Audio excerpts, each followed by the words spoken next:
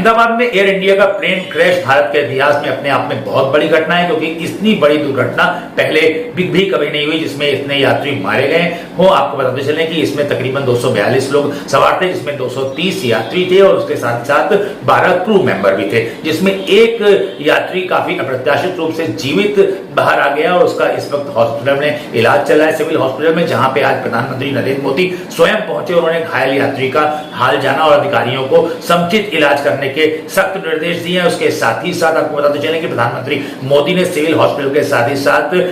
घटना स्थल का भी दौरा किया और उन्होंने परिजनों के प्रति शोक संवेदनाएं व्यक्त करते हुए कहा कि परिजनों के साथ भारत सरकार और गुजरात सरकार साथ में खड़ी हुई है और उनको ईश्वर दुख सहने की शक्ति प्रदान करें। आपको बताते चलें कि टाटा कंपनी ने भी हर एक मृतक यात्री के परिजनों को 1-1 करोड़ रुपए मुआवजा देने का ऐलान किया है। लेकिन एयर इंडिया में इस प्रकार की एयर इंडिया की फ्लाइट के साथ घटना होना कि टेक ऑफ होने के तुरंत बाद प्लेन का क्रैश हो जाना अपने आप में इसकी तकनीकी व्यवस्थाओं में सवालिया निशान खड़ा करता है, क्योंकि कोई भी फ्लाइट जब किसी भी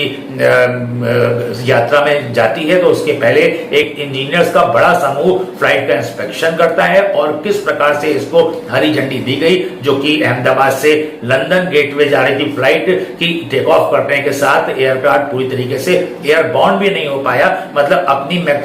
जो मैक्सिमम हाइट होती है उसको भी गेन नहीं कर पाया और वो क्रैश हो गया। अपने आप में कई सवालिया निशान एयर इंडिया की व्यवस्थाओं पे लगाती है। आपको पता चले कि भारत सरकार ने एयर इंडिया टाटा कंपनी को सौंपी थी कि इसमें सुधार होगा, लेकिन सुधार किसी प्रकार का नजर नहीं आता है और लोगों का विश्वास भी एयर इंडिया से धीरे धीरे खत्म होता चला जा रहा है। एक यात्री आकाश वत्स जो कि दिल्ली से इसी सेम फ्लाइट से अहमदाबाद आए थे, उन्होंने एयर इंडिया को टैग करते हुए और कई न्यूज कंपनियों को टैग करते हुए एयर इंडिया फ्लाइट के अंदर की तमाम वीडियोस भेजी हैं, जिसमें वो स्विच जिसको दबाते ही एयर होस्टेस आ जाती है, वो स्विच का काम न करना, साथ में एसी का काम न करना, लोग मैगजीन से अपने आप को पंखा देते हुए नजर आ रहे हैं इस वीडियो में। और उसके साथ ही साथ टीवी स्क्रीन जो लगी होती है फ्रंट सीट आगे की सीट के बैक में, वो टीवी स्क्रीन में भी हाथ फिराते हुए आकाश वत्स ने बताया कि कोई भी चीज इसमें काम नहीं कर रही है, जो कि काफी अनयूजुअल है। और उसके 2 घंटे के बाद ही वो फ्लाइट अहमदाबाद से लंदन के लिए जिसने उड़ान भरी, उड़ान भरते साथ ही प्लेन क्रैश हो गया, मतलब प्लेन के इंजन ने काम करना बंद कर दिया और प्लेन वहां के एक हॉस्पिटल में जाके गिर गया, जिसमें कुछ डॉक्टर्स मेस में खाना खा रहे थे, उनकी भी दुखद मृत्यु हो गई। इसमें 4 डॉक्टर्स के नाम आए हैं, एक डॉक्टर की पत्नी का भी नाम आया है, उनकी भी दुखद मृत्यु हुई है, लेकिन काफी दिल दहलाने वाला हादसा था। उसके बाद कल शाम को ही गृह मंत्री अमित शाह अहमदाबाद पहुंचे थे और आज प्रधानमंत्री नरेंद्र मोदी ने जाकर स्थिति का मुआयना किया और अपना गहरा दुख प्रकट किया है। पूरा देशवासी, सारे भारत के निवासी इस बात से काफी स्तब्ध हैं और इस घटना से काफी दुखी हैं और सब लोग स्तब्ध हैं कि इतनी बड़ी घटना एक साथ हो जाना, इतना बड़ा एक प्लेन क्रैश जिसमें 241 लोगों की दुखद मृत्यु हो जाना अपने आप में काफी खेदजनक है और एयर इंडिया की तकनीकी प्रणाली पे काफी बड़े सवालिया निशान लगाता है। देखना यह है कि इस घटना के बाद एयर इंडिया किस हद तक सुधार आगे करती है, लेकिन डीजीसीए ने इसमें सख्त जांच के निर्देश दे दिए हैं। निश्चित रूप से डीजीसीए इसमें कोई बड़ा कदम उठा सकता है। महत्वपूर्ण खबर गुजरात के अहमदाबाद से।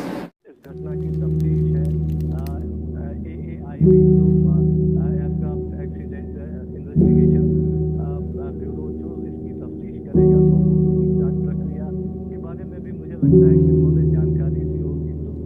वो जरूर उन्होंने निर्देश दिया होगा कि चाहे बोइंग हो, चाहे एयर इंडिया हो, चाहे सिविल एविएशन हो, डीजीसीए हो, मिलकर वो तफ्तीश की प्रक्रिया को भी पूरी करे। जो यहाँ पर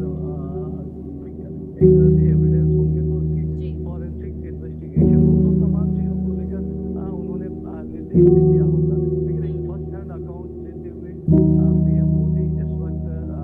गुजरात में अहमदाबाद में वो मौजूद है।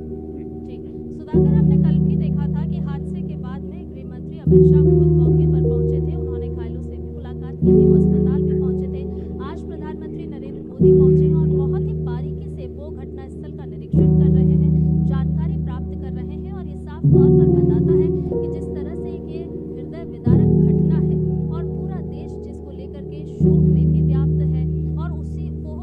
सरकार की संवेदनशीलता